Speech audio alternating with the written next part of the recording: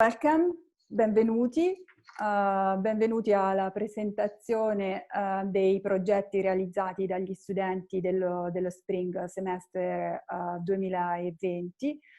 Come ben sapete, lo Spring Semester è stato sospeso a causa dell'emergenza Covid-19 e gli studenti sono stati rimpatriati dopo essere arrivati i primi di gennaio, sono stati rimpatriati i primi di marzo. Hanno dovuto anche seguire un periodo di quarantena una volta tornati negli Stati Uniti e quindi hanno visto le loro vite sconvolte, ovviamente in seguito agli accadimenti. Nonostante questo però hanno dimostrato un'incredibile capacità di adattamento e uno spirito di resilienza che ci ha sorpreso e che ci ha spinto comunque ad organizzare allo stesso modo una presentazione che di solito gli studenti fanno alla fine del loro percorso di studi ad Orvieto. È una presentazione virtuale perché altrimenti non poteva essere fatta, però ci tenevamo che la comunità di Orvieto e la comunità di Manhattan potesse condividere questo momento e dare appunto l'opportunità agli studenti di comunque discutere i lavori che hanno realizzato durante il periodo di soggiorno ad Orvieto. Questa registrazione, questa presentazione è registrata. Il video che ne risulterà verrà utilizzato per fini pubblicitari e per promuovere il programma di Orvieto presso diciamo, i siti web dell'Università del Kansas, della Kansas State University e anche i social media. Per cui partecipando a questa presentazione date il consenso a Kansas State University in Italy per utilizzare eventuali vostre immagini che siano riprese durante il video. Alla fine della presentazione ovviamente avremo un momento di confronto, di scambio in cui potranno essere fatte delle domande agli studenti. E se volete poi scrivere le vostre domande nella chat sarà più semplice per noi controllare le domande e poi rispondere alla fine della presentazione. Prima di iniziare, scusate, nel frattempo mi arriva un messaggio da Liliana Grasso, la presidente del centro studi, che non riesce a connettersi. Sta provando ancora. Maggie, the president of Centro Studi is not able to connect. She's trying again. Liliana Grasso, I don't know if you can help her this way. Prima di continuare e passare la parola al vice sindaco di Orvieto e alle autorità di Kansas State University, vorrei un attimo riassumere brevemente le tappe che hanno portato poi all'istituzione di Kansas State University in Italy. L'anno in cui una delegazione guidata da Lini Wano giunge ad Orvieto è il 2005. L'Università del Kansas in quegli anni stava cercando delle sedi alternative per condurre programmi di studio all'estero in Italia. Avevano già una sede a Castiglion Fiorentino, ma cercavano ulteriori sedi. In quegli anni il centro studi città di Orvieto si affacciava nell'ambito della ricerca e della alta formazione e stava proprio muovendo i primi passi nel mercato dei programmi di studio all'estero. Erano già attivi i corsi dell'Università dell'Arizona, quindi si stavano iniziando a muovere in questo senso. Dopo un breve incontro la delegazione fa ritorno negli Stati Uniti e l'anno dopo viene attivato il primo Spring Semester che va da gennaio a maggio per opera del College di Architettura e vengono mandati il primo gruppo di 15 studenti insieme con un professore.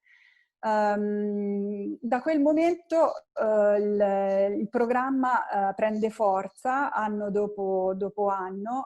L'università si rende conto che Orvieto rappresenta una città ideale per svolgere questo tipo di programmi, ha delle caratteristiche uniche, la bellezza ovviamente, ma anche la dimensione diciamo degli spazi, una città a dimensione d'uomo, il fatto di promuovere una qualità della vita che era unica e che è ancora unica, in più diciamo, la posizione strategica nel centro dell'Italia è collegata benissimo con il resto dell'Italia. E quindi da lì inizia diciamo, questo incremento di studenti e di professori e l'interesse dell'università nei confronti di Orvieto.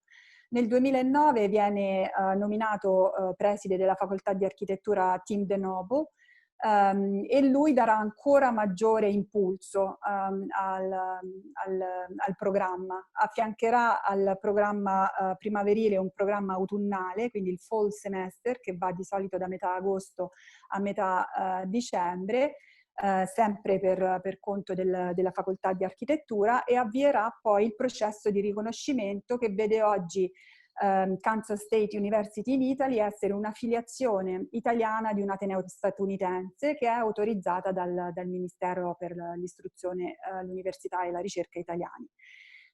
A quel punto l'interesse dell'università si fa sempre più vivo, e diversi college iniziano a manifestare la volontà di condurre dei programmi ad Orvieto, per cui queste intenzioni vengono raccolte dall'Ufficio dei Programmi Internazionali, OIP, della Kansas State University, e si attiva una summer school, quindi un corso che viene prevalentemente svolto in estate da metà maggio a metà luglio, che è aperto a tutti gli studenti che sono iscritti a Kansas State University, quindi non solo il college di architettura, ma a tutti i college.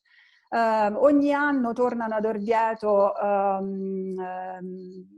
amministratori, docenti, studenti, familiari degli studenti che vogliono venire a vedere dove hanno studiato fino a questo momento gli studenti, quindi c'è un continuo scambio culturale, insomma, che permette anche di accrescere sempre di più il nome del programma. E dal 2005, dal 2006 fino ad oggi più di 600 studenti e 70 professori hanno studiato ad Orvieto. Ovviamente questo per Orvieto è indubbiamente un fatto eccezionale. C'è uno scambio culturale che è veramente forte, e c'è un impatto economico sulla città che è visibile, diciamo. E per questo noi continuiamo a lavorare, speriamo di superare il prima possibile questo momento di grande sconforto per tutti quanti, e di ritornare presto ad avere gli studenti ad Orvieto e di poter continuare appunto questo scambio. Non dico altro, passerei la parola ad Angelo Ranchino, che darà un saluto appunto alla Kansas State University e porterà il saluto anche del sindaco Roberta Tardani. Good evening. Can you hear me? Yes. Okay. Good evening or morning for you to all present. I would like to greet on behalf of the Mayor Roberta Tardani, unfortunately occupied in an institutional commitment, and on behalf of the entire city of Orvieto, the Dean of the Architecture University, and through him, all the academic authorities of the Kansas State University, as well as all the students who are about to discuss the project they have developed, and which also involves specific parts of the city of Orvieto. On one hand, I'm honored to participate in this event, which once again confirms the close relationship between the Kansas State University and the city of Orvieto. On the other hand, I'm really sad that this is possible only by Zoom conference due to the events of COVID-19. A painful period of our country, which are paid and are paying a high price in human life and economical damages. We hope to overcome this hard moment and return to collaborate how we used to do over the years. The presence of the students in the city of Orvieto is not just a simple cultural event in the city. It's today a constant in Orvieto's life. Youthful energy that every year renews its presence and brings vitality in our town. Furthermore, the presence of the students from the United States is a tangible sign of openness and integration of our cultures, our friendship, and the union of our peoples. Mutual knowledge and acceptance, the appreciation of our cultures, our tradition is the basis of a solid brotherhood and the founding element of a secure future of peace and respect between our countries. I hope that the collaboration between us is still lasting and that indeed it will be furthermore strong. And I expect to return soon to hear the language of the United States of America in the ancient streets of Orvieto.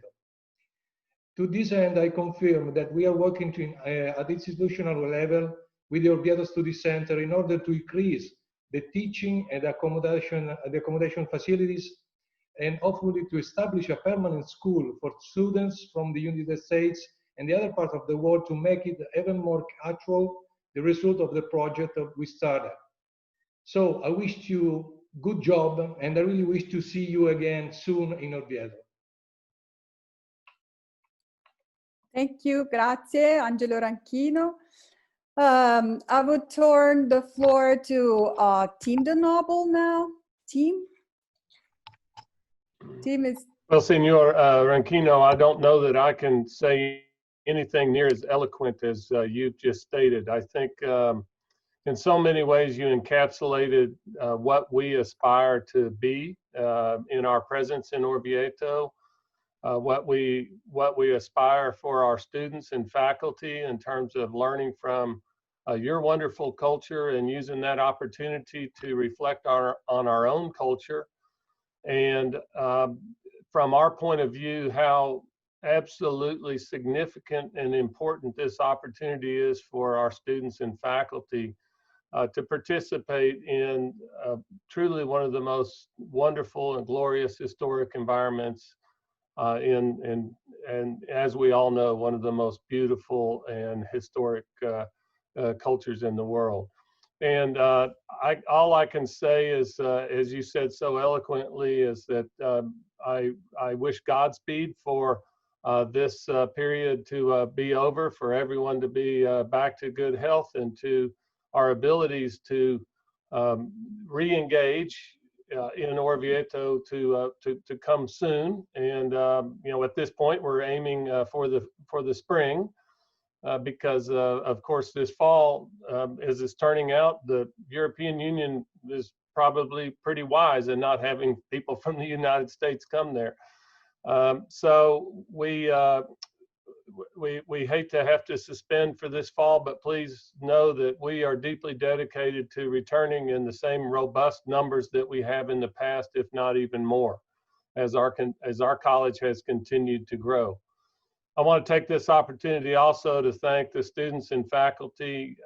Many of you I got to talk to during your return to the States, to probably your first quarantine.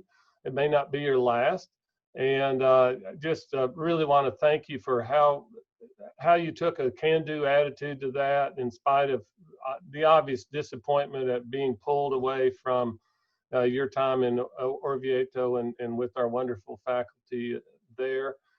And you know, from what I can see and going through the work and what we'll see here, there was no loss in your approach to the work you did in helping in many ways envision a future for Orvieto. And in that regard, I really love what our faculty and students do by looking at situations in Orvieto, hypothetical as they may be. You are in fact establishing artifacts for Orvieto and the city itself and its citizens to envision a future that capitalizes on their great history and great culture, but also recognizes their importance in the future. So thank you for doing that, even as you had to do it in absentia, so to speak. Really, really a powerful statement of you as you're the esprit de corps of your class as you approach that. And again, Senor Ranquino, I cannot wait till I see you in person instead of in Zoom. And thank you for the wonderful collaboration that we have between our university and your beautiful city. Thank you. Thank you, Tim. I can see now President of Centro Studi, Liliana Grasso. So, Liliana, ci vedi, ci senti? Noi ti vediamo. It's a, yeah. Listen. Okay. It's really a pleasure to come back to see you, even if unfortunately only a Zoom meeting. Like Serena just said, when the pandemic started, the students were here. We live the first moment of concert together. And we were very sorry to see the students leave. But your safety was a priority, and there was the time to be with your family and your friends. And now it's time to see the works of the students. I'm really curious to see the work, because I think which can bring a new perspective to important places of our city. Dr. Ranquino and the Major Roberto Tardani are planning a new use for the Piave Barracks. And I'm sure that the works of the Kansas University students will help the research of this new use. It's really important for us that young students from other countries show us their vision of our city. And also is essential for us to be able to understand these ideas, to build a new future for our city. And we just a minute to hope we look forward to see you again in Orvieto as soon as possible, because our collaboration is really important for our city and for the Fondazione Centro Studi. And then thank you. And I'm really curious to see the works of the students. Thank you. Bene, grazie Liliana, grazie Team De Noble e grazie Angelo Ranquino. Entriamo nel vivo della presentazione, passo la palla a Graziella Gasparri, che è il coordinatore dei programmi della Kansas State University, che illustrerà brevemente le attività culturali, i workshop e i laboratori che i ragazzi fanno durante un periodo di studio, il periodo di studio ad Orvieto. Graziella.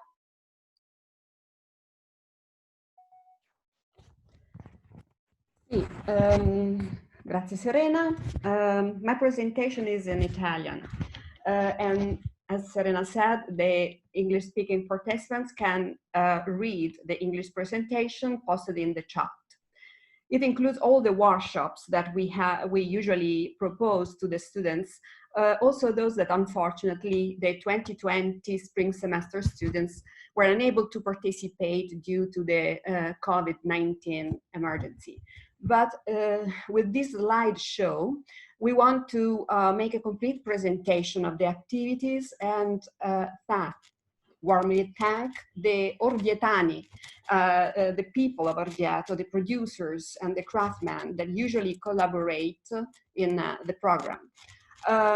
If you want to ask questions and share comments, please write them in the chat. I start my presentation with the picture of the 2020 spring semester students. This is our first group picture.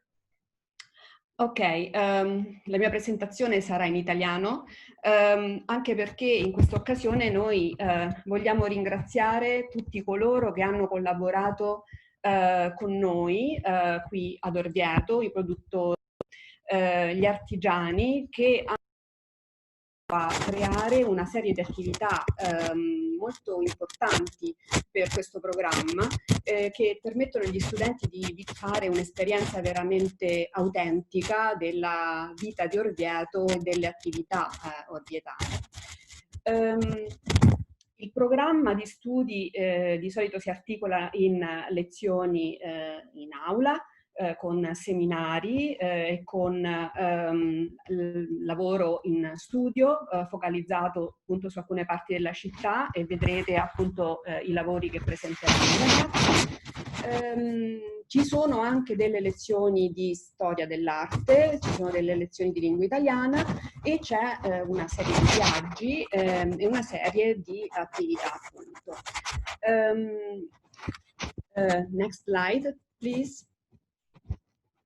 La seconda diapositiva ci mostra il tour di Orvieto che facciamo ovviamente per dare un orientamento logistico e culturale della città, visitando i luoghi simbolo della nostra città. Poi appunto inizia l'attività. Next slide, next one. E iniziano appunto i viaggi. Guidati dal nostro mitico Matteo Carani, professore che appunto accompagna gli studenti per scoprire l'architettura antica e moderna della città, l'arte, la storia e la cultura. Next one.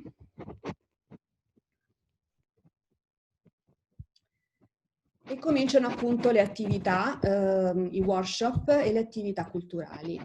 La finalità di questo programma è quello di favorire da parte dei ragazzi la conoscenza della nostra città, fare in modo che possano incontrare le persone del luogo, i produttori e gli artigiani, e possano sentirsi veramente parte della comunità orvietana. E apprendere la tradizione, la storia delle nostre produzioni, sia artigianali che agroalimentari. Essi hanno la possibilità di fare una esperienza concreta di tutte le molteplici attività e gli aspetti della cultura della nostra città, partecipando a dei laboratori pratici e esplorando anche con i propri sensi attraverso delle degustazioni guidate. E questo siamo convinti che contribuisca moltissimo ad arricchire la loro esperienza, che ogni volta ci dicono appunto essere stata indimenticabile, e a crescere anche la capacità critica, la capacità di osservazione appunto del luogo in cui si trovano. Qui a sinistra vedete l'elenco delle attività, alcune focalizzate sulle produzioni agroalimentari e altre sulle arti e sull'artigianato locale. Next slide, please. Ecco, e qui abbiamo praticamente una carrellata di immagini che ci fanno vedere queste esperienze. La prima che proponiamo è sempre la visita al mercato. Noi orvietani sappiamo quanto sia importante questo evento settimanale, e quindi hanno subito la prima opportunità di parlare con la gente, di fare i loro acquisti per il corso di cucina che poi con la nostra collaboratrice Simona realizziamo in una azienda qua vicino ad Orvieto. Next. Next slide, please.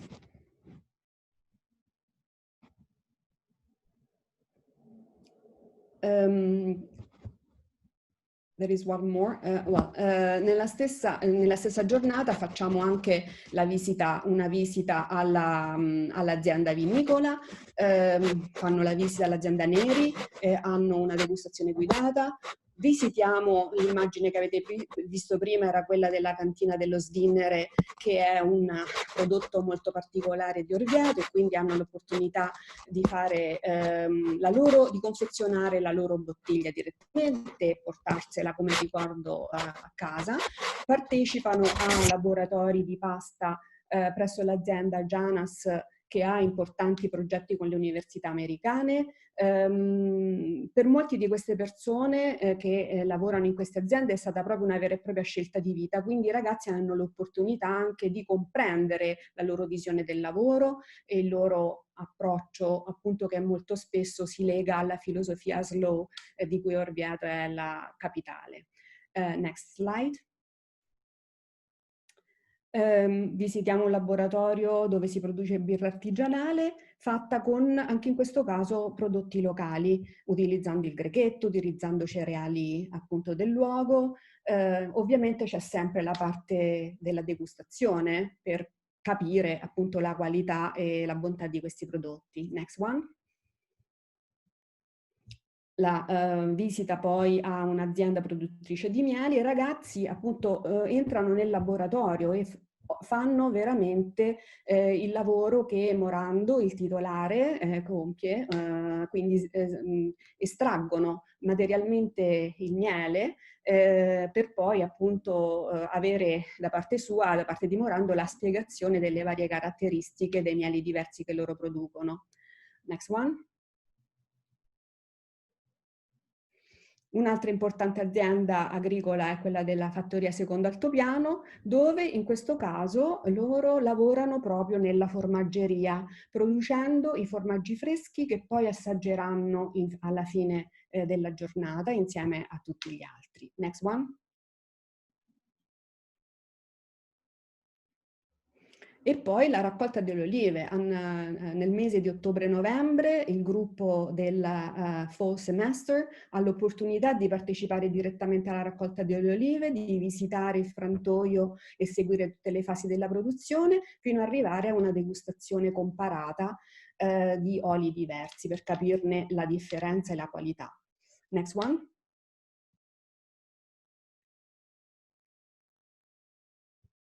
E poi il gruppo di attività più legate alle arti e all'artigianato. Un'importante attività è questa fatta con Paolo Soriani, il fotografo, che gli aiuta a utilizzare la macchina fotografica anche per cogliere le caratteristiche architettoniche della città, oltre che gli aspetti particolari dell'artigianato, di figure particolari di Orvieto. The next one. La ceramica, come potevamo non proporre un laboratorio di ceramica con Maria Elena, focalizzato in particolare sul bucchero, e quindi ecco la storia lunghissima di questa arte, artigianato, e poi è Maria Elena così brava che sempre stimola qualcosa di particolare e di diverso. Qui vediamo il nostro Mitch che ha aggiunto un dettaglio originale al suo vaso. Next one. Il laboratorio del cuoio con Federico. In questa occasione i ragazzi hanno l'opportunità di costruirsi il loro sketchbook, la copertina in cuoio del loro sketchbook, che poi utilizzeranno durante i viaggi per i loro disegni e per le loro note di viaggio. Next one. Il laboratorio di Lamberto, qui praticamente i ragazzi possono toccare con mano dei libri molto antichi, la pergamena, seguire la storia della carta, vedere alcune tecniche con cui si preparano carte decorate e in particolare la carta marmorizzata. Next one. La tradizione dei canestri è la nostra tradizione che viene dalle campagne, e con Andreina e David abbiamo l'opportunità appunto di vivere una intera giornata. I ragazzi costruiscono proprio i loro cesti e quindi è un'esperienza manuale anche molto particolare. Next one. L'ultima delle attività è quella del mosaico. In questa occasione, ecco, imparano a veramente tagliare le tessere, metterle in posa, e costruiscono, di solito appunto si costruisce una mattonella usando disegni antichi, tanti nodi di Salomone, ma anche molti altri disegni moderni, e imparano anche a approfondire diciamo, l'utilizzo del mosaico, sia per l'arredamento che per allestimenti esterni. Come vedete, quindi sono tutte esperienze molto pratiche dove si impegnano in prima persona e crediamo che contribuiscano moltissimo a crescere la loro formazione culturale, ma anche personale, a lasciare un ricordo indelebile di questa esperienza. Thank you. Grazie, Graziella. Volevo ricordare a chi si fosse collegato adesso che c'è un file nella chat in cui vengono riportati in inglese e in italiano i contenuti di questa presentazione, in modo che tutti possano seguire. So for those who just joined this presentation, you can find a file in the chat that has the contents that we are talking about, and so it's easier for them to follow the presentation.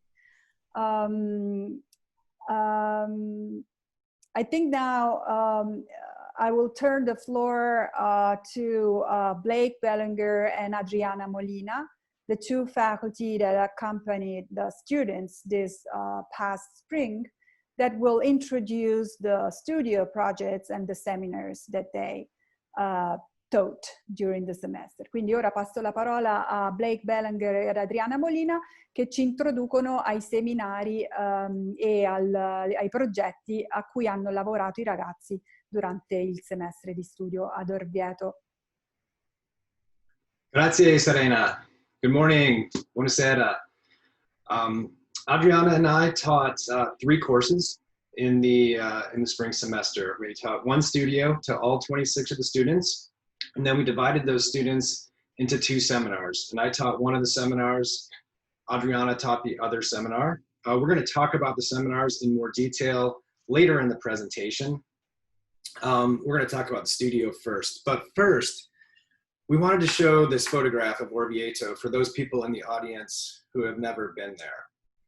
So that you could see what a dramatic location Orvieto sits in within this valley. It sits on top of a volcanic rock formation, and it's been a strategic settlement for over 3,000 years. So the city has many, many layers of history, and it's incredibly beautiful. It's breathtaking to approach it and to live within it. And so this is where we lived. It was an amazing place to be. Because of its location and because it's elevated, it's also very difficult to access. There are only a few streets that work their way up the hill, and there's 1 rail line and an escalator. So it's somewhat difficult to access. So this is a snapshot for those of you. Try to keep this in your mind for the rest of the presentation. Next. The studio course began with a focus on understanding the history and the context of Orvieto, and then later in the semester, we shifted to developing design proposals for improving the arrival and departure experience into Orvieto, specifically in the Northeast District of Corsica. In that first assignment, the students researched many different dimensions of Orvieto's past and current conditions to better understand the qualities of the city. So they worked in teams of 3, and they each had a particular topical focus area that they were interested in. One team looked at Orvieto's outer ring. It's the trail that goes all the way around the town. Orvieto's archaeological sites and the underground city. The views and landmarks within and outside of Orvieto. Next. This wouldn't happen in a live exhibit, but here we are on Zoom, so we can enjoy all of the quirks. Okay, we also, teams looked at the sense of enclosure and openness, civic spaces in Orvieto, church facades, sounds and audio qualities, movement corridors, and emotional responses to the city. So these projects really allowed the students to immerse themselves in Orvieto. So many of the students coming from very different environments growing up, the environment within Orvieto was something new. And so by allowing them to kind of focus in on one aspect of the city could allow them to become immersed without getting too overwhelmed. And when we shared this information with each other, we all became much more knowledgeable and understanding of the city. And really, this was setting the foundation for the kind of what I would say is the big project, which came later in the semester. We finished this project just before we had to leave. So this was completed. It was completed in Orvieto, and it was completed using all analog methods. So a lot of image transfer, pen and ink, graphite, and other techniques that the students really enjoyed getting back to basics and using. Also, I want to mention, if you want to see these posters in more detail, Adriana and I have created a website that documents all of the student work from the spring semester, and kind of hopefully can help take the place of the live exhibit. And it'll be, you know, that website will be up permanently for the foreseeable future, and you can check that out. Next slide. So the theme of the studio was Arrivi, Partenze, and in English that means arrivals, departures. Moments of arrival and departure are dynamic events in the process of experiencing a new place. Arrivals create lasting impressions, imprint sensory information, and set a baseline for all subsequent experiences. Similar to meeting a person for the first time, initial perceptions of places are powerful and enduring. Departures shape the conclusion of occupying a place and significantly mold lasting memories. As the experiential bookends of visiting a place, arrivals and departures set first impressions and affect long-term memories. As such, the environmental planning and design of spaces and sensory experiences at entries and exits becomes a primary concern for influencing people's sense of place. The primary purpose of this studio was to provide an understanding of and ability to design meaningful place experiences at both points of arrival and points of departure, and often they're the same place. Professor Adriana Molina will introduce you to the study area. Ciao. So as you can tell, this is an overview of Orvieto City Historical Center. And we try to focus in this very specific zone for, again, the theme of our studio. And as our studio developed all this data in terms of the analytique, we're really looking at how their investigations would really be based on the information that they had gathered from their group's analytiques. This is the Corsica district, and is where the arrival of funiculare and many other transportation systems come into the city of Orvieto. As you can tell, also has the Caserma Piave, which is a very specific site historically known in this zone. So we also wanted to have this architectural feature as part of that arrival point, not only for the citizens of Orvieto, but also tourists and even our student groups that always come through this point of arrival, and also the departure.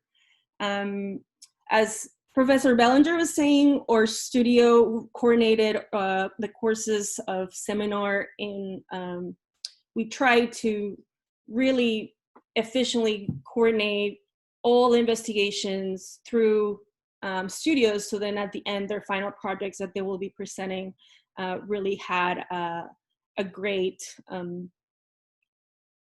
justification in terms of their design proposals.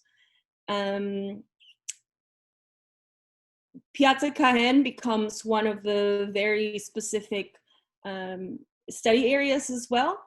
And the students basically gathered two different spots for their proposals. Piazza Cahen is one of them, and also the restoration and rehabilitation of Caserma became one of the other themes. So at this point, I would like to hand it to our amazing students that have great work for you guys to show.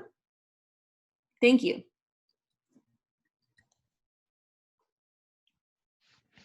Okay, Thank you, Adriana. Next slide.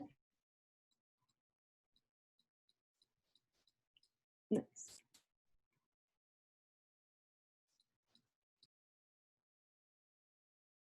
Okay. So mi chiamo Larissa Oshima. I am one of 4 group members, and our area of focus was a little bit different from the area of the barracks, and we focused on the entrance to Orvieto relating to the train station, the funiculare going into the Corso. Next slide. So a couple of the issues that we saw moving through these areas were an inconsistent bus system and schedule, weak pedestrian movement from the train station to the funiculare, and also underutilized green space. We also saw improper use of occupiable space, absence of place, and the upper funiculare station released pedestrians directly onto a very busy street. And it also had very weak connection to the Corso Cavour, which is the historic city center of Orvieto, where pretty much all of the tourists are aiming to go. And we addressed these challenges by creating a set of piazzas, and then pavilions within these piazzas to separate pedestrians from the vehicles, as well as creating distinct zones of usage within these pavilions. These zones create unobstructed pedestrian connections between the train station, funiculare station, and the Corso Cavour. Within these zones, integrated seating and comfortable queuing areas are proposed to encourage people to use the city's public transportation system instead of automotive personal cars. The new design of the upper funiculare station supports these zones by redirecting exiting pedestrians to Pavilion Caihan and toward Corso Cavour. Next slide. So one of our main inspirations for the overall form of the pavilions in these 2 spaces were the local foliage, such as the Italian stone pines, which can be seen in areas such as the Roman Forum in Rome, as well as just driving around on our way through different field trips throughout the couple months that we were in Italy. Next slide. And then the other inspiration for us was the Bottega Michelangeli, which is a local workshop to the city of Orvieto, and their work can be seen all over the town, and we loved to see the different scales of the work and how it generally created an identity for Orvieto, and so we wanted to introduce this aspect into creating sort of a gate of the entrance to Orvieto. Next slide. So this is one of the diagrams that we created to demonstrate some of the dilemmas that we had experienced and analyzed in some of the spaces that we were redesigning. So this is the lower pavilion space between the train station and the lower funiculare station. And their circulation routes between the pedestrians and the traffic of the vehicles and the bus drop-off was just very unorganized and cluttered. And so with the creation of a piazza and pavilion space, all of these different modes of transportation become organized and allow for different waiting areas of each. And so the vehicular traffic is separated from the pedestrian traffic completely to allow for increased safety. Next slide. And this is the diagram that we created for the upper station area, and it shows how the crosswalk moving from the existing funiculare station does not connect well to the Corso in order where the area where most tourists are trying to get to.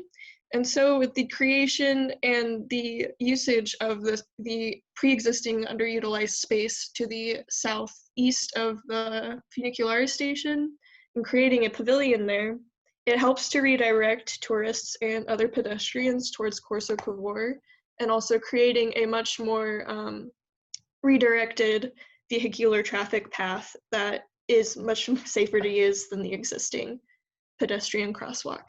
Next slide.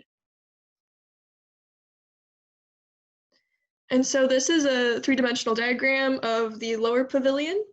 And it includes quite a few different seating options as well as different exterior coverage options. Next slide. These are a couple of renderings of that lower pavilion space and how we had visualized people moving through and using the seating as well.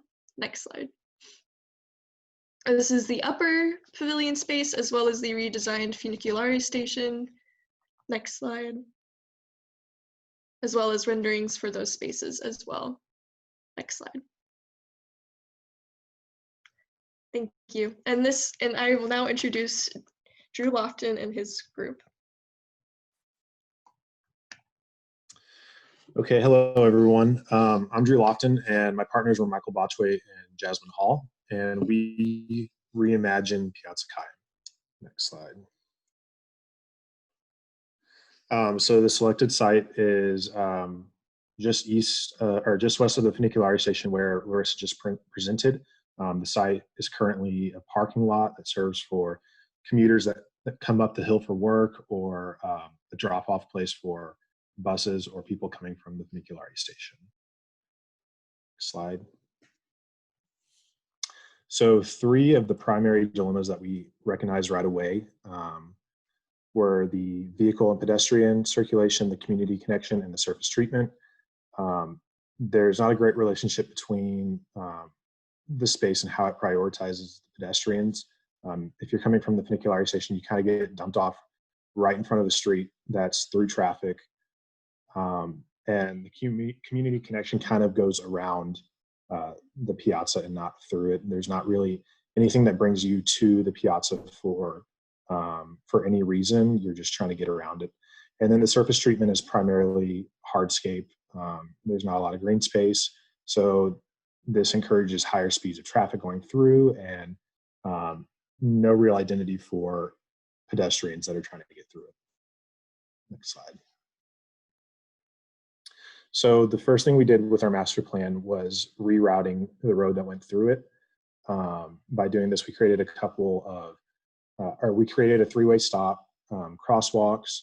We added trees for vertical elements to help reduce the speed of traffic going through. All of this was intended to create greater distance between where pedestrians would be dropped off at the funiculare station, and to give them more priority when they're in the piazza. Next slide. So the master plan was split up into 3 zones, and the first zone was Cahen Park. This is a place where recreation and leisure can happen. We wanted a place that the community could welcome visitors and could come down here and spend time playing an impromptu soccer game or flying kites, doing yoga. Right now, there's not a lot of activity going down in Piazza Cahen, and we wanted a place where not only visitors that are arriving can have a place to do something, but a place where the community can welcome them and utilize this space. Next slide.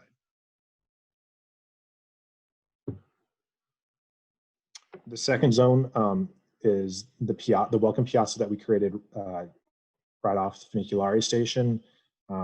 This includes a visitor center that will have wayfinding, ticket options for the different things and places to see in Orvieto, and a cafe.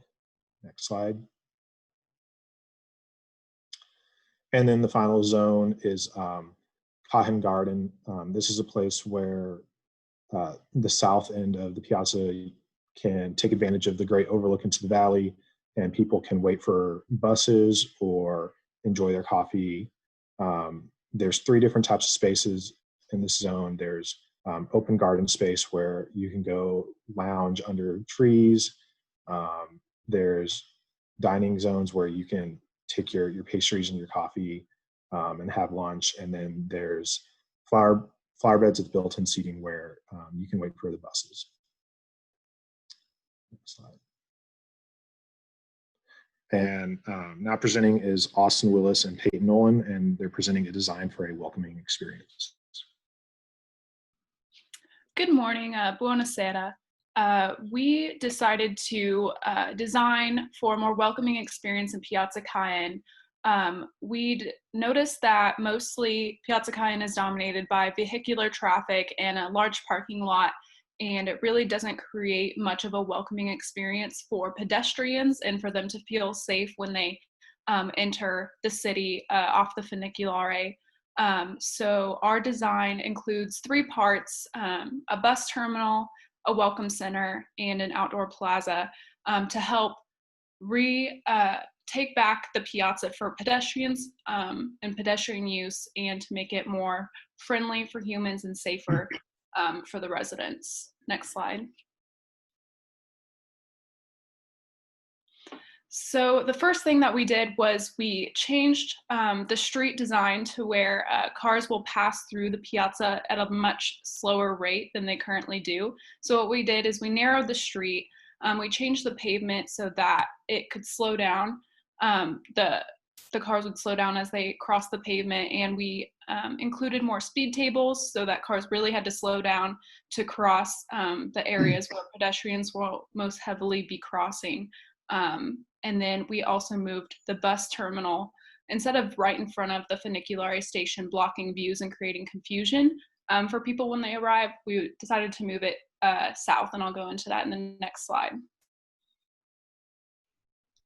So the bus terminal that we designed just creates a larger waiting area for pedestrians to wait for the bus, and creates a more interactive area for kids to play and families to hang out. So when they're waiting for the bus to take them down to Orvieto Scalo or wherever, they're just able to do so more comfortably. And it also just creates a safer, larger waiting area for pedestrians to wait for the buses. And I'm going to show you some pictures of that in the next slides.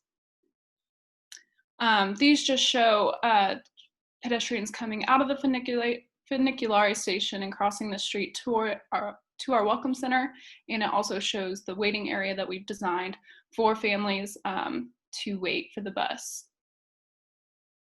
Next slide. And my partner Austin Willis will discuss more about the welcome center and the outdoor plaza. Okay, so immediately exiting the funiculare, you're underneath the new pavilion for the bus station, and across the street is the welcome center and the newly designed piazza space. The design of this welcome center is to help create a sense of direction for visitors to Orvieto, as well as a place of information. So immediately you can cross the street and go inside the building, and there's an entry welcome area where you can get information about where you should go, a small cafe space. Then there's a rotating gallery and gift shop area where local artists and people from around the community can either display their items or sell their items to the public. And the shape of the building then allows you to go into the building and either flow down the building right out towards Corso Cavour, so it helps point you in the direction of the Corso, or you can go out the north end and enjoy the piazza space out there. Next slide, please. So here's a couple views inside of the Welcome Center. The one on the left shows looking south, heading towards Corso Cavour, and the other one is facing north, showing the cafe space and out towards Piazza Cayenne. Next slide. Okay, and then here is our design for Piazza Cayenne. You can see in the drawing on the right a little bit of the building there that connects directly outside to a covered outdoor seating area, as well as our raised amphitheater that we designed that during the day can just be a nice place for people to sit and enjoy the weather, have a coffee or whatever. There could be local musicians hanging outside, and people can sit there and enjoy the time there. Just a really flexible space that can be used for a lot of things. On top of it, we have a sculpture that helps provide shade for people to sit under. They can do yoga, whatever that it is that they would like to do there. Next slide, please. And that is our design for a welcoming experience. Next, I would like to hand it off to Professor Blake Bellinger to present the other project in Piazza Cayenne.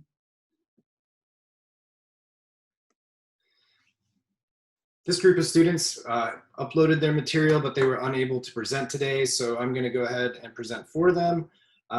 It'll be probably less detailed than the other groups, but we wanted to share this with you. Next. Like the other groups who were looking at Piazza Cayenne, this group was also very concerned with the heavy traffic on Via Postierla, as well as the lack of strong connections to Corso Cavour, the main street that connects to Orvieto's center. And just they recognized that this was a real nexus of different transportation lines, including those two streets I mentioned, the funicular as well as the ring trail. This group was particularly inspired by the number of overlooks that are all the way around the perimeter of Orvieto. You have tremendous views out to the valleys, and also the views that you have from within Orvieto and some of the taller buildings and different vantage points. So they were inspired by that and wanted to introduce a new overlook in Piazza Cayenne. Next. They used 4 big moves to improve pedestrian safety, to improve vehicle and pedestrian connections, and to create an iconic overlook at Piazza Cayenne.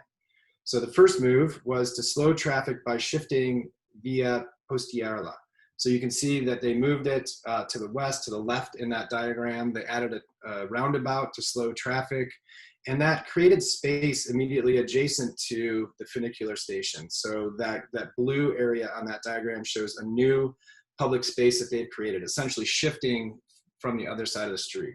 Next. The other strategy, or their second strategy, was to create a connection between street level and the Fortress Park, which is immediately adjacent to the funicular station.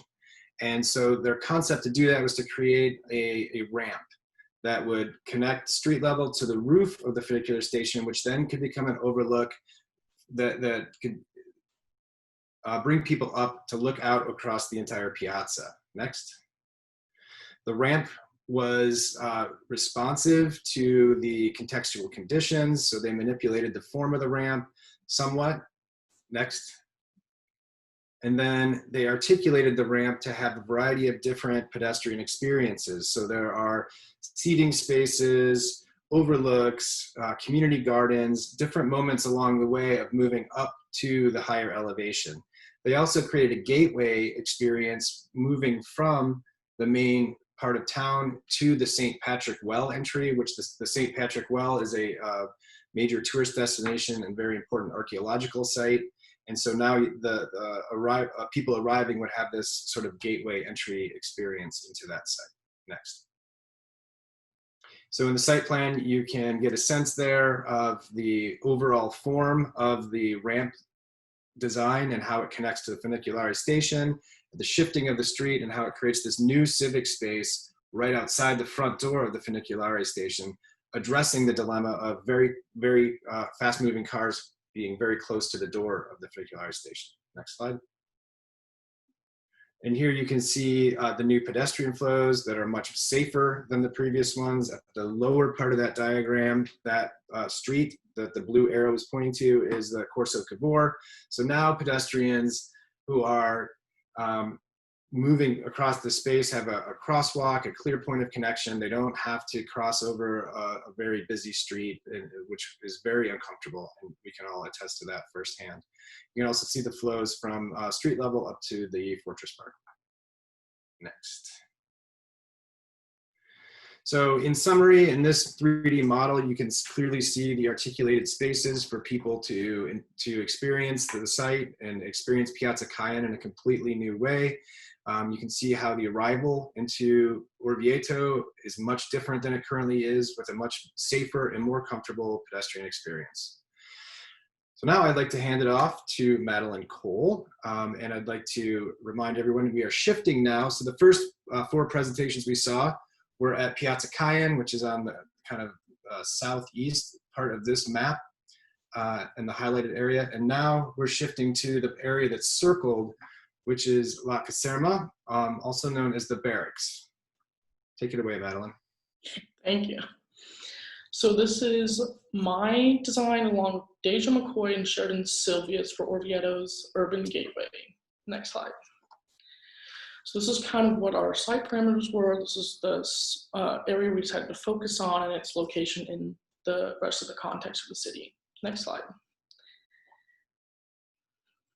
So this was our initial our dilemmas on the site, and there was a lack of direction with no wayfinding measures from this parking lot that you like leave a bus or a car from, and there was just one small entrance back up to the street and the rest of the town. So we wanted to try to fix that a little bit. There's a lack of views out of the barracks or into the barracks from the main road, and you don't really know how to navigate out of this place to the city. Next slide. So this was our initial strategy of how we wanted to do that, and we sort of wanted to remove some of the walls from that first floor to allow for more permeability and a directionality for people to walk through, and then have a new gateway for the city, a new face of the city that people would know that you've arrived to this place by using modern interventions and plantings. Next slide. So this was kind of our big idea for the project. We wanted to connect the art school and the music school through the South Barrack by using that modern intervention of a sky bridge to create an actual literal gateway onto the road that leads down into town or to Piazza Cahen. And so this is how we decided to do that. So this is our master plan. We redid the bus parking and roundabout system to allow for better circulation of vehicles with waiting areas, some art pieces from maybe the art school there, a landform lawn, lots of other greenscapes or hardscapes for people to walk through. We added a couple areas for commercial businesses, for cafes, restaurants, and a welcome center. Next slide. Here's just a couple images of what this design would look like if it were to be realized. So this is looking towards the gateway and the first section of the sky bridge. Next slide. And here's another, the second part of that gateway from the barracks to the music school, and a grand staircase that will lead up to the street via Roma. Next slide. And that is what I have presented for you today. I'm going to pass it to Bree Simmons and her group reprogramming the barracks. Thank you. Ciao, my name is Bree, and my group consisted of myself, Amy Farrell, and Talisa Hernandez, and we focused on reprogramming the barracks. Next slide. So looking at the selected site, obviously the barracks is located in the northeast wing of Orvieto. We decided to extend a little further past the perimeter of just the barracks' walls and including a building located to the northwest, which would be the current city's recycling center. So currently the barracks is being used mainly as a parking lot. There's a couple spots for bus drop-off and parking. In selected areas of the building, it's used as a storage facility, and then obviously that building to the northwest, as I mentioned, was used as a recycling center. Next slide. So our main dilemma was we focused on the disconnection between the initial perception from a distance as you're approaching Orvieto of the barracks and the reality of the experience upon arrival. Obviously, this is where our class first gathered as well as departed. And so we saw that the main issue was centered around the lack of use and the inflexibility. There's a very strong disconnection between the building and the rest of Orvieto. There's not a lot of opportunity for community involvement. The parking is overbearing, and while it is used, only around 50% of the is used. And the recycling center, we wanted it to be a hands-on experience for the community. It was something that was definitely a big change, I would say, for most of us coming from America to Italy and the new system. And those were just the main dilemmas we decided to focus around. Next slide. So here we have our proposed site plan. So looking at the northwest wing, we see where we wanted to propose bus dropping and bus parking and drop off by removing that recycling center. And to the southern wing, we reworked the parking area as down there as well, and introducing a courtyard space in the interior and moving parking to the east side. Next slide. So breaking down the building program, the building was a pretty large scale, especially compared to the rest of Orvieto. And so we thought that there was a lot of opportunity for various parts of building program. So offering some residential spaces, introducing some farming facilities, and incorporating the cheetah slow movement, having obviously like service and storage, and also administration for offices and other workers. Next slide. So looking at the ground floor plan, we begin to see how the program begins to lay out. So on the north, we have some of those multi-use spaces, which we thought would be interesting for some of the workshops we do maybe, as well as a culinary classroom. To the south, we introduce workshops. Those could be for ceramics, woodwork, and other sorts. And then that recycling center as well as an auditorium. And to the west, we see the welcome center and a gallery space for some of those artists that could be living in the barracks. Next slide. On the second floor, on the north, we begin to introduce the farming facilities and introducing the cheetah slow movement. And we thought that's an important part of the Italian culture. And so we wanted to incorporate classrooms in between those farming facilities. So that way people could be introduced to the idea of cheetah slow in more depth. And then to the south, we have a bridge that actually would connect to the street via Roma. And that would lead into a gallery space, which then would lead into the auditorium that we're proposing. Next slide. And to the third floor on the north, more of those farming facilities and classrooms for more opportunities. And to the south, the first floor of double height live work studios. And those could be proposed to temporary artists that would be in the community, or just other people that are coming to Orvieto. Next slide. And then to the north, we introduce a roof terrace to offer views not only into the courtyard, but also out to the north, and that would look down into the valley. And then on the south, we see the second floor of those live work studios, which would be more of the live area. Next slide. So here we introduce sections. So in section A, on the right side, you see those double height spaces and how they're working for people who are living. And then the auditorium space as well. And then to the left on section A, we see the culinary classroom on the ground floor, which protrudes out into the courtyard, as well as some of those farming facilities. And then in section B, we can see those farming facilities and how they're laying out. Some of them are double height spaces to offer more room for growth, and those would be just used through natural lighting as well as LED lighting in a cool and controlled environment. And then some of those multi-use spaces that we're offering on the first floor become very evident. Next slide. Section C, once again, showing the residential. And then on the left side, we see that orange color, which would be the recycling center, offering double height spaces for larger equipment that would be needed. And in the light blue, how that gallery is pouring into the auditorium space that we proposed. And in section D, we can see some of the roof terrace areas, the administration, and then the opening that we're proposing for vehicular circulation as well as pedestrian circulation on the ground floor. Next slide.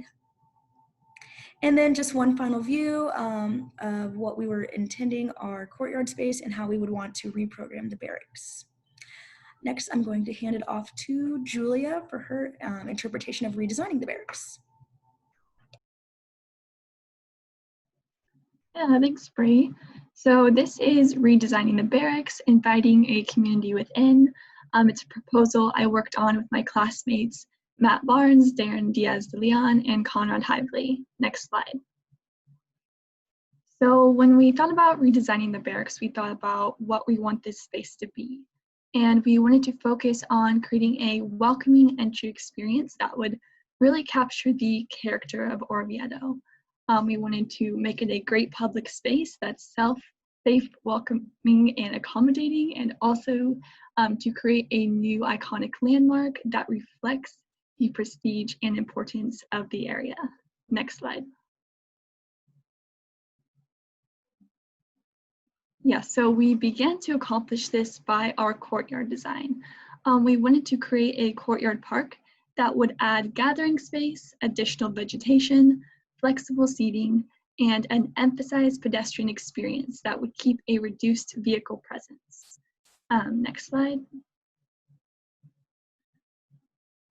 And then we wanted this to feel really connected with the redesign that we do in the barracks building, of having that mixed use space and being able to use the most out of this outdoor courtyard to invite the public in and just have a very welcoming, inviting sequence. Next slide. So we wanted to do this by creating a mixed use space. So we proposed a diverse use of programs, including low income and market rate housing, a rooftop community space, public classroom and event space, a workshop and maker space, a small grocery store, local cafes, and local retail. Next slide.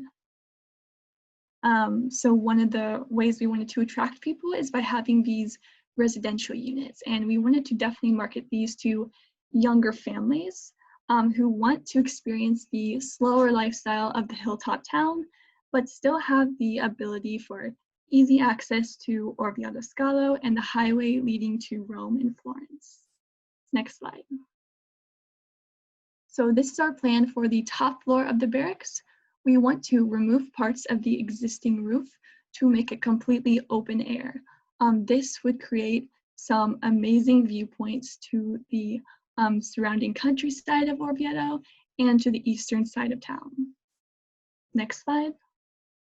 And these are just a few of our final perspectives of what that rooftop space could look like.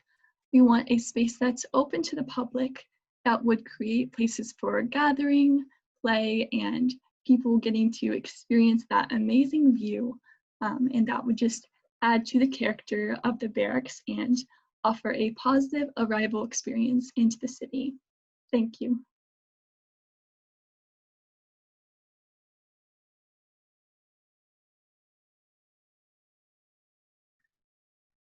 Thank you, everyone. So now we're going to shift to presenting the seminar that Professor Bellinger and I each taught. And as you heard before, we both have different themes, but there were a lot of overlaps that really focus mainly on the relationship between image making, their experiences within a place, and ultimately their memories. Next slide, please. So in terms of the approach that our seminar took, we utilized different representational strategies. Here you're viewing an architectural capriccio, which the students were encouraged to collect and document their experiences, memories, and most importantly, how they could bring their analysis of place within an image. These are postcards made by a few of our students that could be done digitally or analog. They were free to experiment with whatever media. I'm sorry about the quality of this. I don't think this is a presentation that I uploaded, but we'll just go with it. As you know, their architectural capriccio was an image that is related to a fantasy world and the experience that each individual student had during their trips. So they really were encouraged to get this through an image that they could create via postcard. This next slide talks about the two-dimensional reliefs that actually began as a three-dimensional project, but because of the situation, we all had to return back, and our models were stuck in Orvieto, but we transitioned to this media, so their mapping was more about, again, their cognitive recognition of some of the spatial qualities that they had in Orvieto. Next, please. Next. So now, before I introduce Austin, can you go back to that next one, please?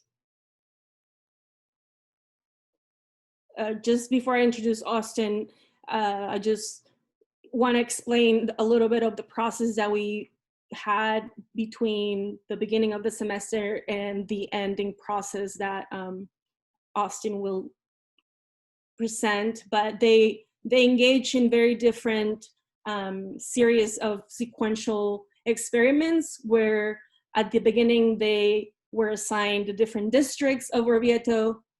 Next.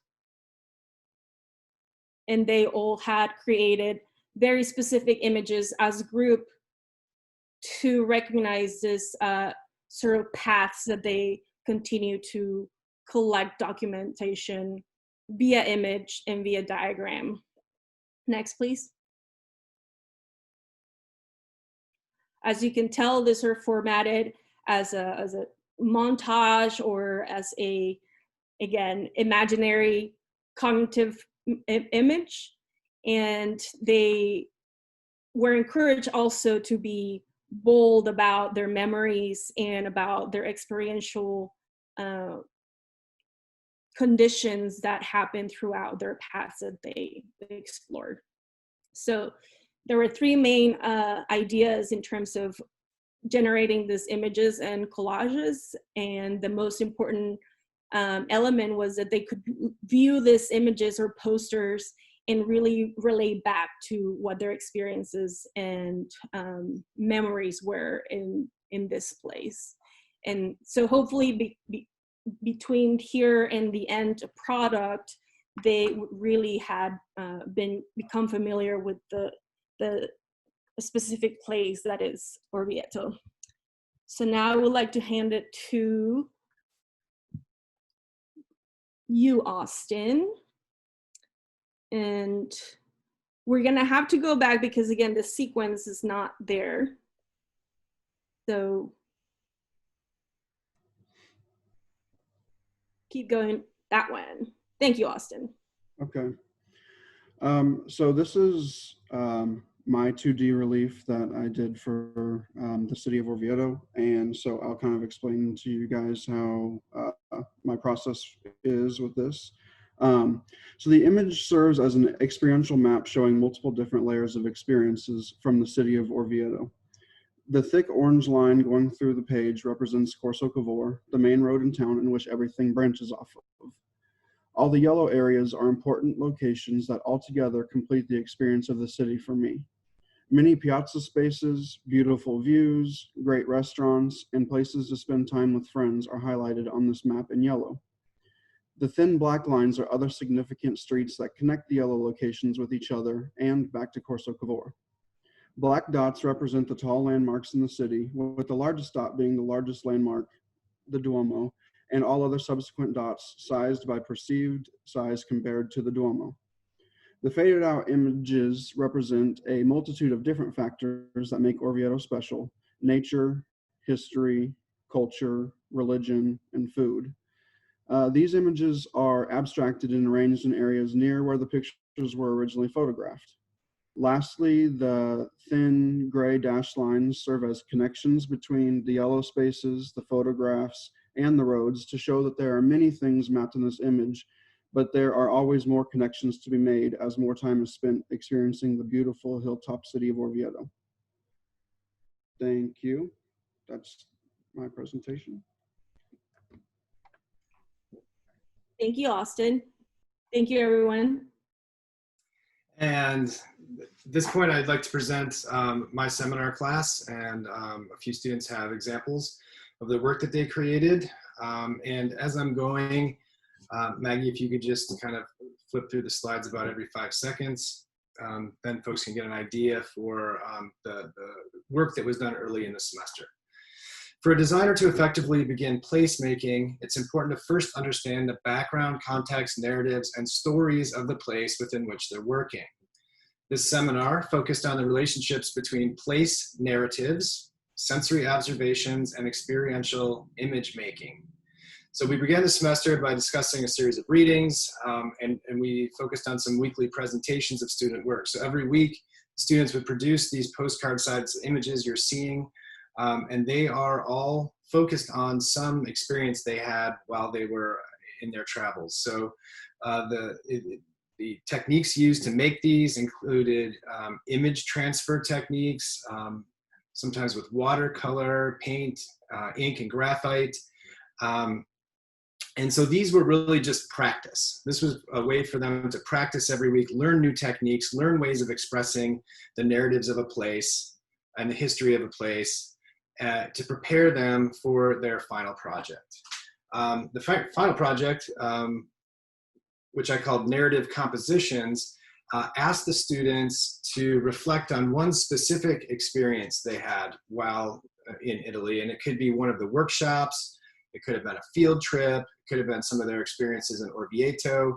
It's really up to them, but to choose that experience and begin to express it in great detail through words, so a written narrative, and through an assembly of images into a photo montage, and then other techniques were acceptable as well. This last assignment was intended to be completely analog. However, with the transition back to the United States, the students didn't have all the supplies they needed, so it became a digital project, just like the studios did. So with that brief introduction, I would like to hand it over to Julia to present Navigating Orvieto. Yeah, thank you, Blake. So this is my photo montage composition, Navigating Orvieto. So the creation of these image transfer photo montages allowed me to experience my travels through a kind of abstract visual journey. The photographs that I took on a second life, a journey that was open to interpretation and creative thoughts. A series of moments began to tell an exciting story or ask a provoking question about an experience that was deeply rooted in a sense of place. So for me, understanding Italy meant learning from the places, the people, the food, the culture, and the history that shaped them all.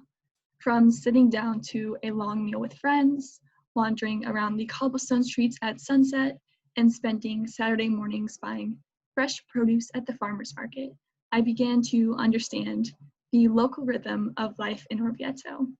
So I oriented myself within the city by the landmarks that served as visual wayfinding cues. The Fortezza Albanors stands as a historical fortress that protects one of the best views of the city walls to the Italian countryside. The Duomo is Orvieto's crowning jewel, a stunning cathedral whose golden frescoes shimmer in the sunlight, and magnificent height can be seen throughout the southern side of the city. At the very center of Orvieto is the Torre de Moro clock tower. During the day, the tower can be seen along the Corso Cavour, the central street of the city. And at night, the bright clock tower stands out against a dark sky, like a North Star to guide you home. Landmarks have allowed me to navigate Italy through a journey of spatial, sensory, and emotive experiences. Each landmark of the city evokes a different place in time and history with a unique emotional response. I wanted to capture these and convey the essence through a series of images that have most defined my memory of place for the city of Orvieto. And with that, I'd like to introduce my classmate Peyton as she talks about her experience with the cooking workshop. Hello again. So I focused my composition, of course, on the cooking workshop under the direction of Simona, a local chef. And I organized my composition more of a linear narrative, starting in the top right with the morning.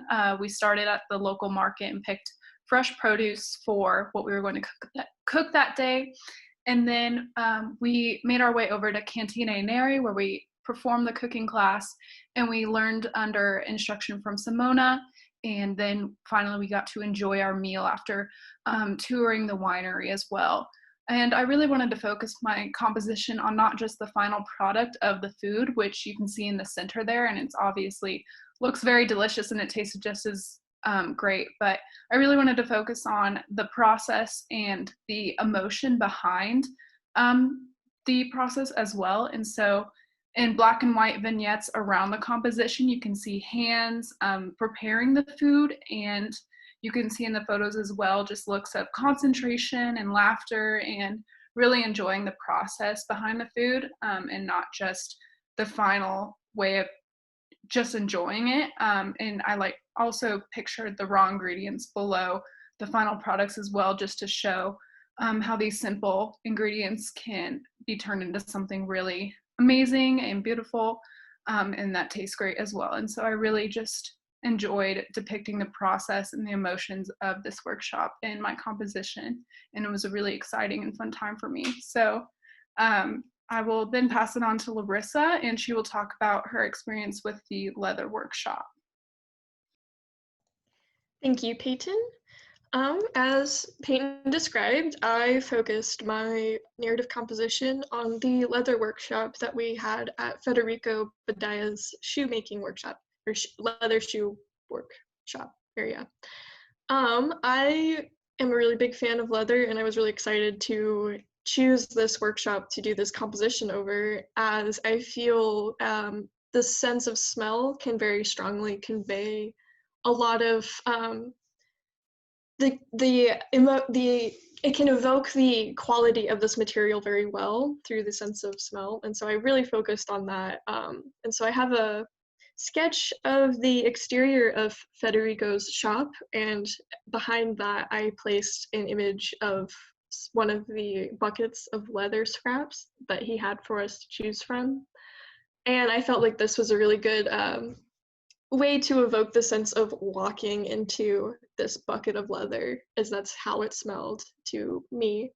And then moving on from that, the whole purpose of this workshop was to create a leather casing for an existing sketchbook, and we could use these journals as however we wanted. And I ended up using my journal to take notes for Marco's class.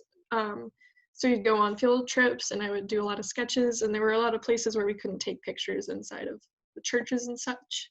So it was a really good opportunity to sketch a lot of the details that I saw in the churches that I wanted to remember because I couldn't take images of them. And then one of the final composition pieces of the overall narrative is in the bottom left-hand corner, and I call this the leather dump composition, as we got to dump out this bucket of leather scraps onto a table and rifle through it to choose different pieces for our leather sketchbooks exteriors. And this was really exciting, as there was a ton of different textures, different qualities of leather, different varieties of grain on the leather and such, different colors. And it was just a really wonderful experience to be in his workshop and see his process of making his shoes, as well as just the other items that he also made. And I hope that you all understand how good this whole space smells. And with that, I will then introduce Maddie, and she will talk about her narrative composition over the gardens in Florence. Thank you. So this is my interpretation of Boboli Gardens in Florence. And during my visit there, it was a very textural experience of how I moved through the space and how I experienced its history and all of its different textures or landscaping. And so I did make this in Photoshop digitally, but I wanted to give it sort of that analog feel that we were doing in the first part of the semester by overlaying maps, like historic maps or imagery, or some of my other photo montages I made in the beginning of the semester. I also used some quotes from our seminar reading, and how that affected how I kind of viewed my time in Italy in general, and then how I viewed the garden. I felt they were relevant to my time there. And then I layered all these images, used textures or textured eraser and lots of opacity changes. And then I also used a found object as the main flower, as the main focal piece for my project, because I love being able to take something from a place and have it as a memory. So this is how I sort of experienced Boboli Gardens. And I think I'm going to hand it back to Serena for final comments. Thank you.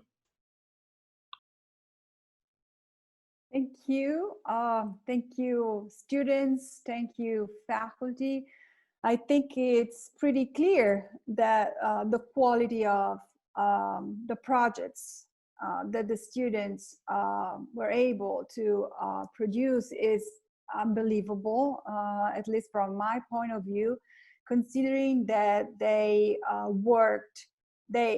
had half of the time to work on the projects in presence here in Orvieto, but they had to readjust all their lives and their works while they return in the United States. So this is food for thoughts. It's every time I see like this image, I feel more, hopeful that Orvieto could be, turn into a slight different town, trying to recreate and realize these projects. I mean, there are, especially the one about the barracks, are, a complete different idea of what we usually have in mind. So I think that the local administrators should take these projects and think about it and see if there are even little possibilities to realize it. So I think now we can answer your questions. So if you would like to write it down in the chat, or feel free to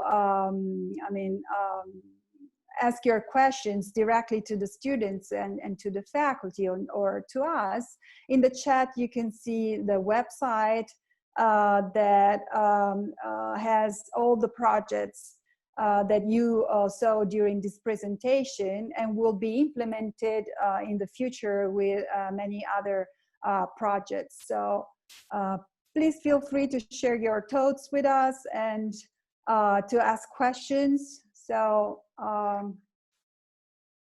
let's see.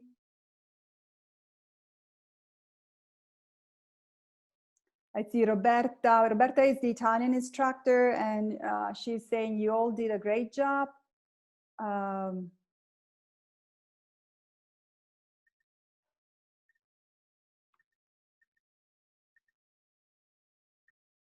Can you hear me, guys?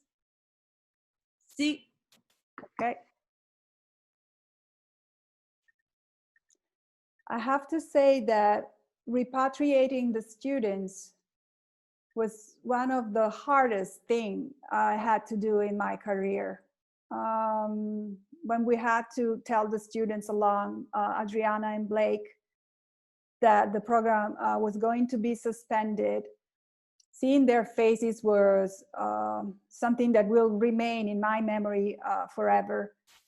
And still, they were so strong to react to this disruption and still focus on their assignments and still working hard during also a quarantine that they had to face. So I can clearly say that this was one of the best group we've ever had in Orvieto, and this makes things more harder, of course. And but I'm very happy that we had, and you had, the possibility to share your hard works with the rest of the community in Orvieto and in Manhattan.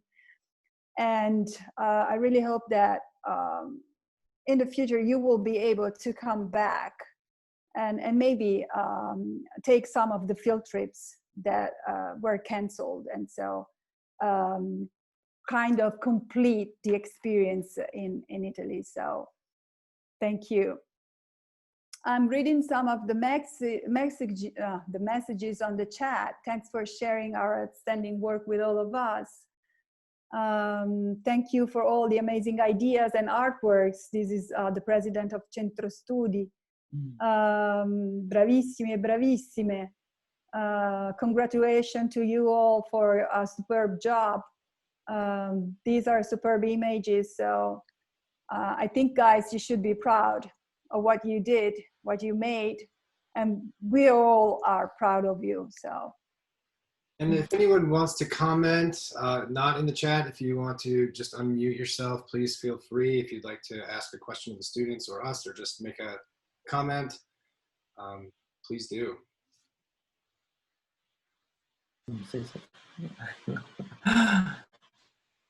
It's good to see everyone. I wish it could be in person. And again, congratulations. Excellent job, you guys. Yeah, Beautiful. Bellissimo. Thank you. Thank you, guys. Ultimately, I'd like to ask a question.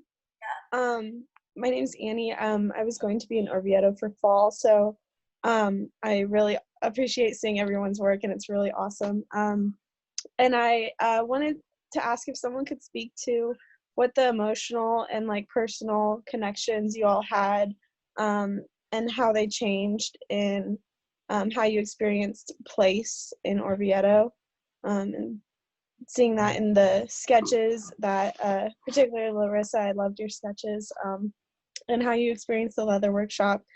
So if anyone would like to speak to what that was, like connecting in a different way, in a different place like that, I'd really be interested. Well, thank you, Annie, for your kind words about my sketches. I thought it was really cool to sort of live and be in a very, very different place compared to just America in general. I found myself speaking language very easily. Well, not very fluently, but you know, very simple conversational Italian with just everyday people, just going shopping, getting groceries, seeing the same people all the time was really interesting, because it's a very small community and most of the population is 65 and up. And it was just really interesting to see their way of living and how very much different it is from ours. They utilize the exterior of their living situations a lot more than we do, and I just think it's very interesting in how they live, and I can't wait to go back. Yeah, I want to add to that, Annie. Since I know that you guys' program got canceled as well due to what's going on, but emotionally, I think that this was absolutely by far the best experience in my life, and probably will be. And so even though you may not get to go this next semester, absolutely go to Orvieto and Italy, because I mean, every single day I'm not there, I'm like, dang, I wish I was in Italy. So even now when we were supposed to be back, even if we would have stayed the whole semester, I know I would have still wanted to stay there. So absolutely go at some point whenever you can make it, because it's incredible and it's nothing like here. It's just so much different, but it takes a little while to get used to in the beginning, maybe, I mean, a few days, but once you get used to that, you don't want to come back to the lifestyle here.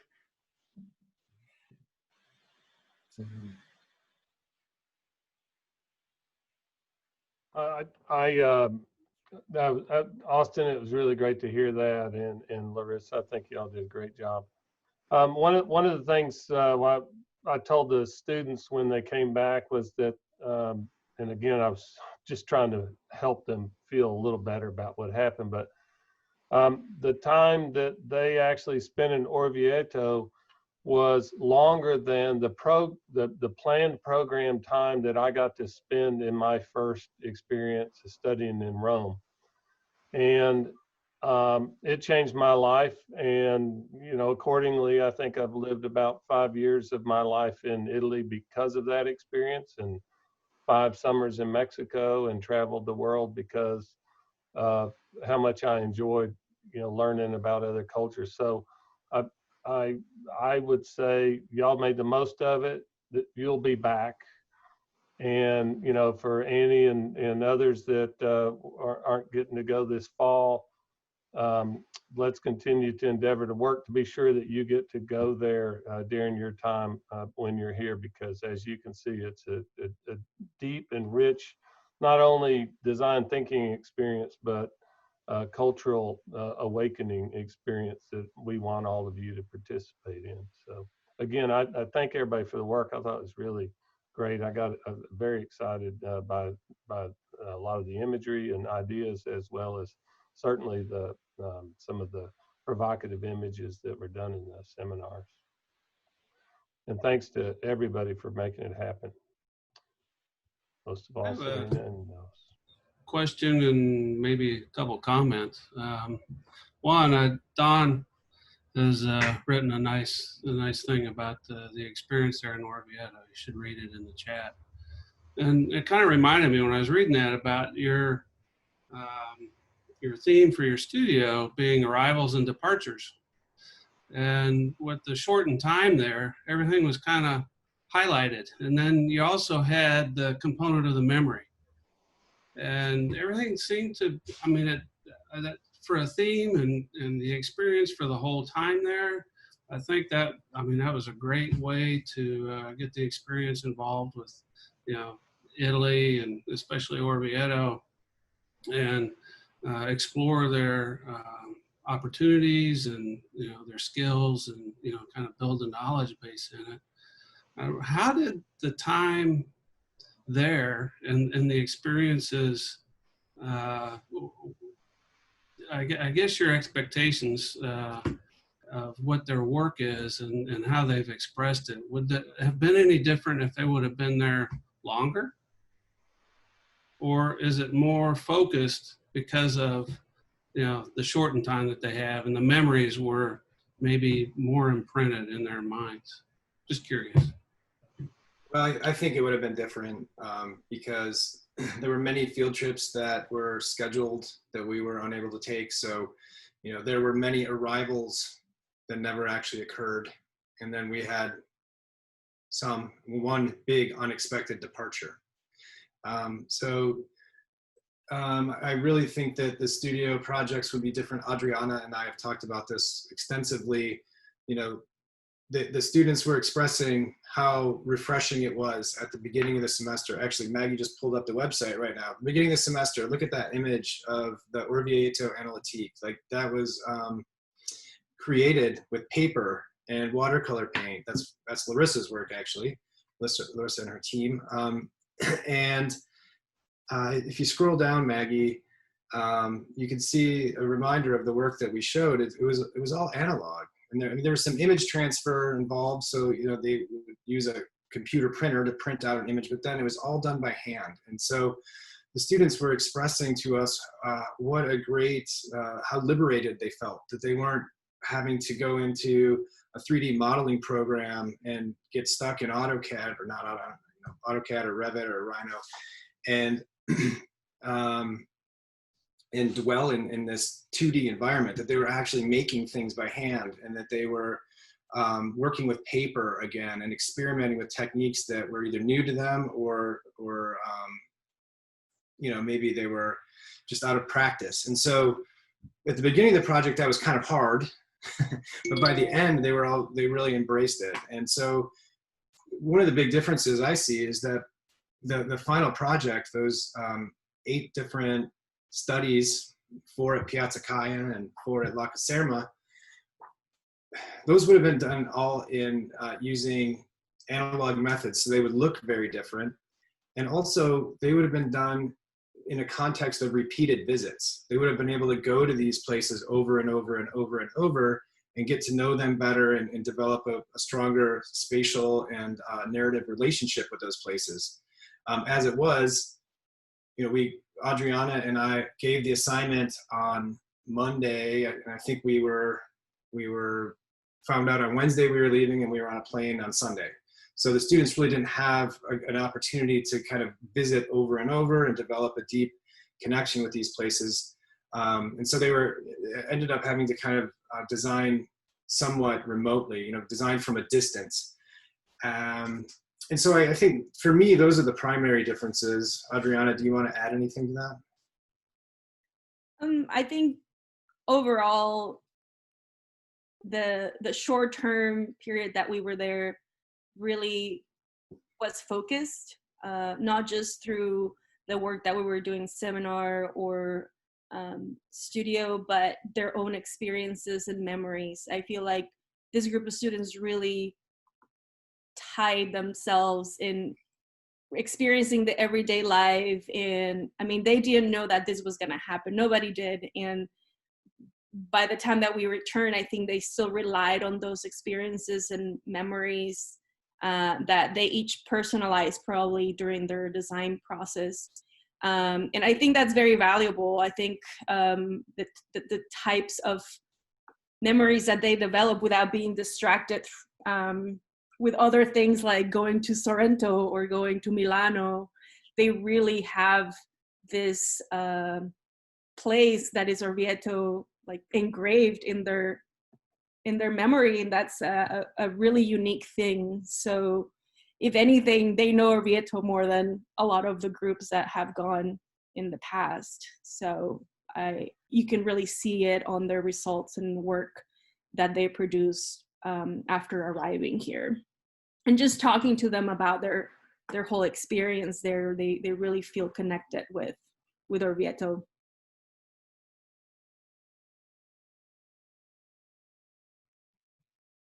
Anyone else want to add something to that question?